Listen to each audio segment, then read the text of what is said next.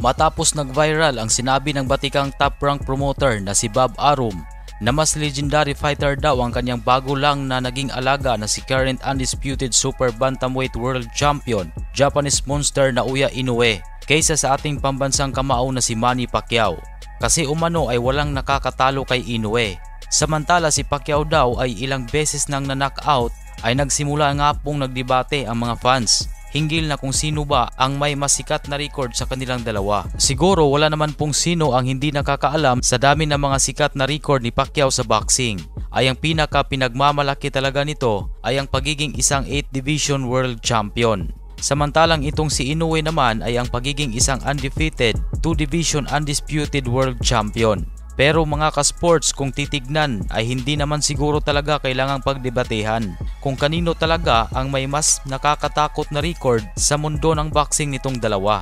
Unang-una, tanging si Pacquiao lang at wala pa po kasing ibang nakagawang maging isang 8 division world champion sa kasaysayan ng boxing kundi si Pacquiao lamang.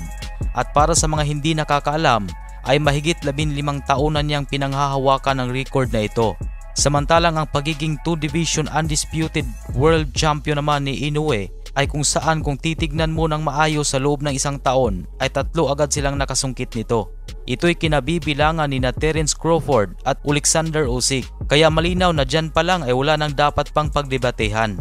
Pero ganun nga ay may mga fans talaga si Inoue na talagang pinaglalaban nila na mas magaling daw ang kanilang idolo kumpara kay Pacquiao.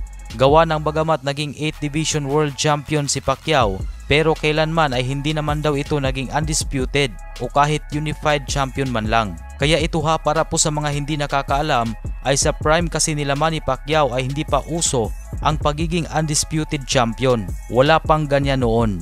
Kaya ito ang rason kung bakit sila Floyd Mayweather Jr. ay hindi rin naging undisputed. Para sa kaalaman ng mga boxing fans, ang uso po dati sa panahon nila Pacquiao ay kapag naging lineal champion ka ay pareho na rin ang undisputed champion. Ang ibig pong sabihin ng lineal champion ay tinalo mo na ang pinakamalakas na kampiyon sa dibisyon. At tandaan natin na hanggang ngayon ay si Pacquiao pa rin ang may hawak na record bilang nag-iisang boksingero na nagawang 5 division lineal champion.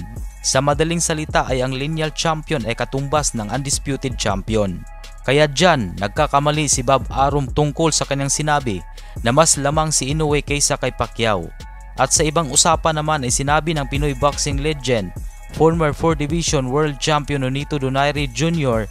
na matapos niyang matalo kay Nicholas Walters ay feel niya daw na yun na ang katapusan ng kanyang pagbuboxing. Pero yun daw pala ang panibagong chapter ng kanyang karera. Kaya naman dahil dyan ang natalo siya sa unang pagtutuos nilang dalawa ni Inoue ay pinagmamalaki pa rin niya ito. Sabi ni Donaire na kahit daw natalo siya kay Inoue ay nakikita niya daw ang buong puso niya bilang isang tunay na mandirigma sa laban na yon. Totoo man na natalo si Donaire pero makikita din naman na pinahirapan niya ng husto ang binansagang halimaw ng Japan, kung saan binasag pa nito ang orbital bone ng binansagang halimaw ng Japan.